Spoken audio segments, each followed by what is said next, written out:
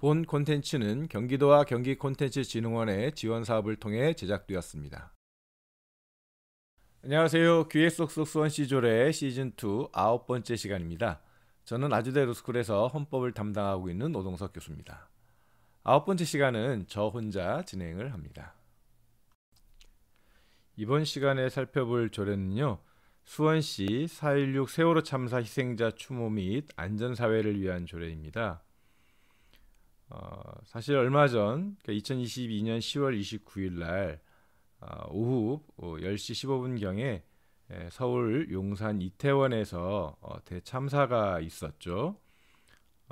해밀턴 호텔 옆 골목에 헬로윈 축제를 즐기기 위해 모인 다수의 인파가 뒤엉키면서 300명이 넘는 압사 당하거나 아니면 다친 사람들이 발생한 그런 대규모 참사가 있었습니다.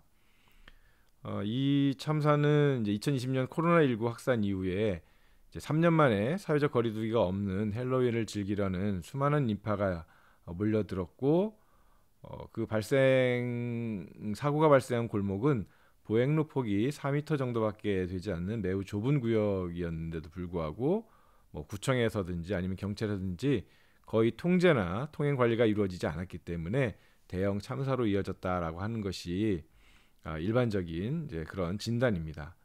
그래서 그거에 대한 국정조사도 이루어지고 있고, 또 국가 책임의 문제 등 또 관련 공무원 징계 등 다양한 징계는 물론 이제 형사처벌까지 포함해서요, 다양한 이제 그런 논의가 지속적으로 우리 사회에서 지금 또 이루어지고 있습니다.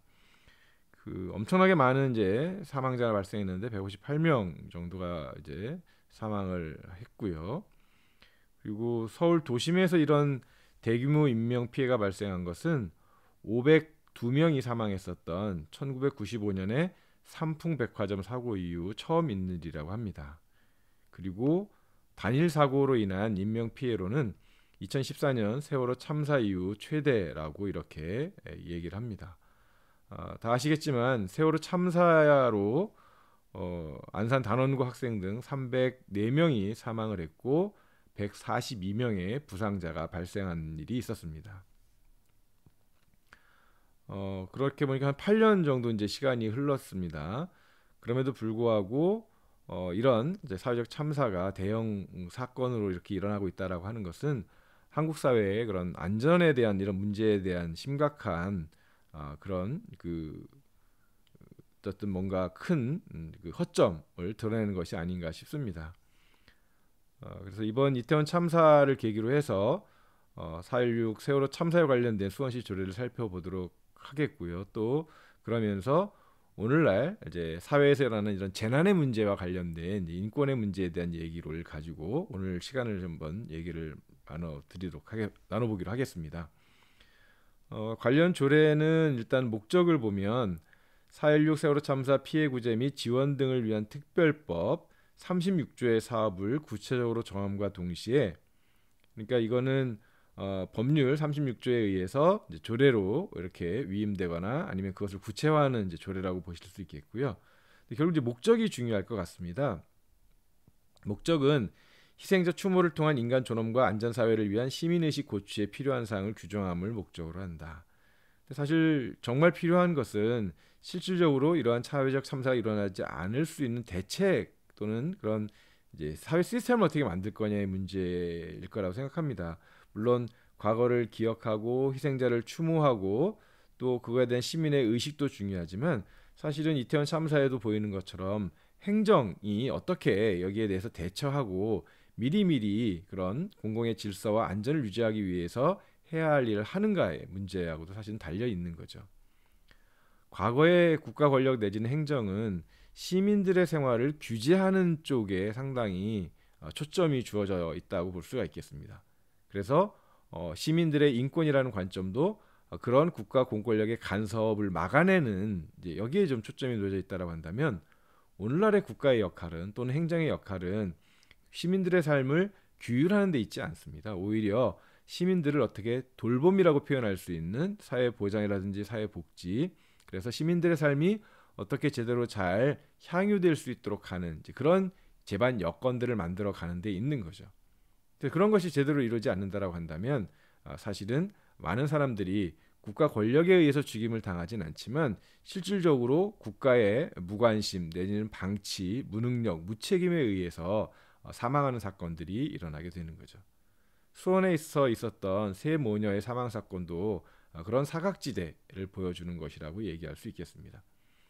사실은 많은 조례나 법률들을 통해서 꼼꼼하게 이런 행정을 규제하려고 한다고는 하지만 실질적으로 그런 법을 움직이고 실행하는 것은 또한 사람이기 때문에 공직자들이 또한 이런 사안에 대해서 어떻게 대처할 것인가의 문제에 대해서도 우리가 한번 생각해 봐야 되는 이제 그런 지점이 있다고 생각합니다. 다시 조례로 좀 돌아와서 보면은요. 4.16 세월호 참사에 대한 정의를 규정을 하고 있습니다. 뭐 다 아시겠지만 다시 한번 확인을 하도록 하겠습니다.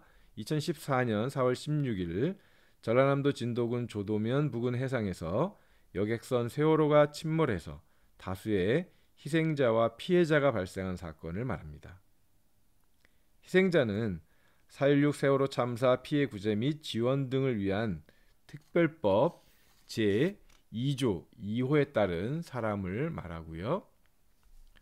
이 조례와 관련한 시장의 책무는 다음과 같습니다. 시장은 4.16 세월호 참사 희생자의 추모와 안전의식 증진에 관한 사업이 지속적으로 추진될 수 있도록 필요한 시책을 마련한다. 사실은 하나의 사건으로서 세월호 참사에 대한 추모도 중요하지만 이거를 지속적으로 해야 되는 이유는 다시는 그런 일이 일어나서는 안 되기 때문에 그거를 방지하기 위한 여러 가지 이제 그런 정책들이 필요하다라고 보기 때문인 거죠. 근데 그럼에도 불구하고 서울에서 이태원 참사 같은 일이 일어났다라고 하는 것은 또 다른 말로 하면 서울이 아닌 지역에서도 또 이런 일이 일어날 수 있는 가능성이 여전히 있다는 거죠. 그렇기 때문에 이번에야말로 진짜 진상을 명확하게 규명하고 책임을 정확하게 물음으로써 다시는 이런 일이 일어나지 않도록 충분히 예방 조치를 취하도록 하는, 시민들을 규제하고 억누르는 데에만 초점을 둘 것이 아니라 시민의 삶을 제대로 보장하고 안전을 확보할 수 있는 그런 이제 국가 작용, 행정 작용이 이루어지도록 하는 것이 아마 이 조례를 통해서 우리가 오늘 이 시간에 얘기하고자 하는 그런 얘기라고 말씀드릴 수 있습니다. 역시 이 조례에서도 희생자 추모 및 안전사회를 위한 시민의식 증진 계획을 수립하도록 되어 있고요. 거기에는 기본 목표나 추진 방향, 과제나 시행 방법, 재원의 조달 방안, 관계기관과의 협력 체계 구축 이런 내용들을 담도록 이렇게 되어 있습니다. 시민들의 의식을 증진하기 위한 사업으로는요. 희생자를 추모하기 위한 추모 공간을 조성 운영하고 안전사회를 위한 시민의식 증진 사업에 대한 공간 조성을 운영하고 또 안전사회를 위한 시민의식 증진 사업 이런 것들이 이제 규정되어 있는데요. 근데 좀 전에도 말씀드렸지만 대개 내용들은 이제 시민들에 대한 교육 중심으로 꾸려져 있다라고 하는 거죠. 물론 시민들이 이런 의식을 가지는 것도 중요하지만 정말 중요한 것은 그리고 이런 사회적 참사를 막을 수 있는 일은 행정의 시스템이 잘 갖춰져야 되는 것이고 거기에 공직자들이 적절하게 체계화된 이런 체계화된 어쨌든 지휘 명령이겠죠. 어느 정도는 위계적일 수밖에 없으니까요. 그런 체계에 의해서 잘 움직일 수 있는 이런 조직 체계를 갖추는 것이 더 중요할 거라고 생각합니다. 그렇다고 한다면 사실은 사회적 참사의 원인이라고 하는 측면에서 보면 조례에서 말하는 이제 시민들을 중심에 놓는 이제 시민들 중심에 놓는다는 얘기는 이제 시민들을 대상으로 하고 있는 이런 이제 측면이 아니라 시민을 그야말로 중심에 놓는 시민의 생명과 안전을 중심에 놓고 행정이 어떤 체계를 갖추고 어떤 작용을 할 것인가라고 하는 것이 좀 많이 담겨야 되지 않나 저는 좀 개인적으로 그런 생각을 좀 했습니다. 조례 내용은 간단합니다. 그리고 나머지는 이제 위탁. 그래서 사업의 원활한 추진을 위해서 사업의 전부 또는 일부를 법인이나 민간단체에 위탁할 수 있다. 그리고 그런 위탁하는 경우에 사업 수행에 필요한 경비의 전부나 일부를 지원하는 것. 뭐 늘상적으로 있는 이제 그런 조례에 대한 구성 내용인 거죠. 이렇게 보면 사실은 세월호 참사가 가지고 있는 우리 사회에 던지는 중대한 문제점 그리고 우리에 대한 어떤 각성을 요구하는 이런 측면에 비춰보게 되면 너무 조례는 간단하고 추모 사업도 중요하지만 실질적인 어떤 그런 면에서의 대책은 좀 부족한 것이 아닌가 생각합니다. 물론 관련된 내용이 법률에도 규정이 되어 있고 다양한 어떤 사업이 이루어지고 있습니다만 좀 더 세월호 참사를 계기로 해서 이후에 그런 일이 일어나지 않도록 하는 내용이 담겨졌어야 되는 건 아닌가 이렇게 좀 생각을 합니다. 사회적 참사와 같은 것은 아니지만 사실은 이제 노동자들이 노동 현장에서 안전사고에 의해서 사망자가 그렇게 그 자주 빈번하게 일어나고 있는 것이 또한 우리의 현실인 거죠. 그러니까 그렇게 보면 한국 사회에서의 안전의 문제는 상당히 심각한 지경에 이르렀다고 이렇게 판단할 수 있을 것 같습니다. 그래서 중대재해처벌법을 만들어서 그 경영 책임자를 비롯한 기업의 책임을 지우는 이제 그런 법을 시행을 하고 있습니다. 물론 기업은 경영상의 이유로 등을 들어서 상당히 이제 비판적이긴 합니다만 어쨌든 사람이 계속해서 죽는 일이 발생하고 있으니까 여기에 대한 대책으로서 안전에 대한 책임을 져야 되는 부분들을 이제 기업에게 맡기는 것은 불가피한 면이 저는 있다고 생각합니다. 근데 문제는 이 법이 시행된 이후에도 한 달에 50명씩 사망자가 나오고 있다라고 하는 거죠. 그런데 이 법들을 좀 더 개정을 해서 사망자가 나오지 않도록 이렇게 보완을 해야 되는데 오히려 거꾸로 처벌 규정을 완화하는 법 개정 움직임이 보이고 있다라고 하는 것이 문제라고 생각을 합니다. 사실은 이 법을 이제 제정할 때부터 문제 제기를 하긴 했습니다만 물론 이런 그 반론에 대해서는 충분히 인정을 합니다. 그러니까 처벌이 능사가 아니다라고 하는 점에서는 충분히 인정을 하죠. 그런데 기본적으로 이 처벌 없이 뭐 과태료 등등의 어떤 경제적인 것으로만 규제를 하게 되니까 기업이 그 경제적인 것들은 충분히 부담할 수 있다라고 보아서 제대로 안전 조치를 취하지 않기 때문에 어떻게 보면 불가피하게 이런 제도를 도입한 거거든요. 그런 점에서 보면 기업의 본래의 목표인 또는 목적인 이윤 추구도 중요하지만 그 과정에서 노동자들의 생명과 안전이 중요하다는 면에서 이 처벌을 논하기 전에 그런 안전 조치를 알아서 이렇게 취하는 것들이 되게 좀 중요한 의미가 있지 않나 이렇게 좀 생각을 합니다. 그런 점에서 보면 이제 울리백이라는 이제 외국의 학자 같은 경우 위험 사회라고 하는 말을 하고 있습니다. 어떻게 보면 이 대도시에 밀집되어 있는 이런 전 생활 구조 관계라고 하는 것이 한번 사건이 터지게 되면 대형 참사로 이루어지게 되는 또 하나의 어떤 환경적인 요건이 되고 있는지도 모르겠습니다. 또 코로나19와 같이 전염병이 팬데믹이라고 하는 세계적인 그런 재난으로 확장되고 있는 것이 또한 현실이기도 합니다. 그렇게 보면 사실은 재난이라고 하는 것은 아무리 애를 쓰고 막으려고 해도 불가피하게 일어나는 것일 수밖에 없는 면이 이제 있기는 하지만 그럼에도 불구하고 상당 부분은 이런 재난을 막을 수 있고 그로 인한 대량의 인명살상을 막을 수 있다는 점에서 좀 더 이번 기회에 좀 심각한 고민이 필요할 거라고 생각합니다. 사실 과거에 한국 사회에서 일어났던 재난 사고를 몇 개만 더 언급을 해보더라도 상당히 많은 사건들이 있었습니다. 거꾸로 올라가면요. 2017년 12월에 제천의 복합 건물 화재, 또는 낚시 어선의 추돌 사고, 5월에 강릉의 산불, 또 3월에 인천에서의 어시장 화재, 2016년에 시장에서의 화재 등등등 뭐 제가 다 말씀을 안 드리고 뭐 최근에까지도 상당히 많은 화재 사건들을 비롯한 것들이 있는 거죠.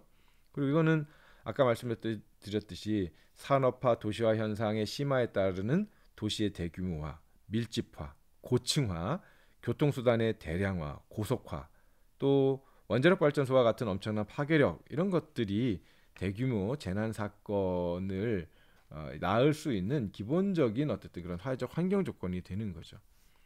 뭐 이런 현상 자체를 우리가 어떻게 방지할 수는 없을 겁니다. 그렇지만 그렇기 때문에 그런 측면들을 고려해서 좀 더 안전에 더 만전을 기해야 되는 것인 거죠. 그거에 대해서는 당연히 행정에 대해서도 그렇고 기업에 대해서도 마찬가지일 거고요. 시스템을 갖추는 것은 물론이고 그것을 갖추게 하기 위해서는 엄정하게 법적인 책임, 징계 책임 등을 규정을 해야지만 그것이 실질적으로 작동할 수 있지 않을까 싶습니다. 그리고 또 하나는 사실은 한 번에 이렇게 많은 사람들이 그 사망하거나 다치거나 하는 그것도 중요하지만 매일매일 누적적으로 그 소수의 사람들이 계속해서 생명을 잃는 일도 그에 못지않은 중요한 저는 사회적 참사라고 생각합니다. 그런 점에서 보면 중대재해기업처벌법이 오죽했으면 처벌까지 이렇게 규율을 했느냐라고 하는 측면에 있어서 좀 더 다른 법적인 방식을 통해서 이런 안전적인 장치가 잘 이루어지도록 하는 것이 상당히 중요할 겁니다.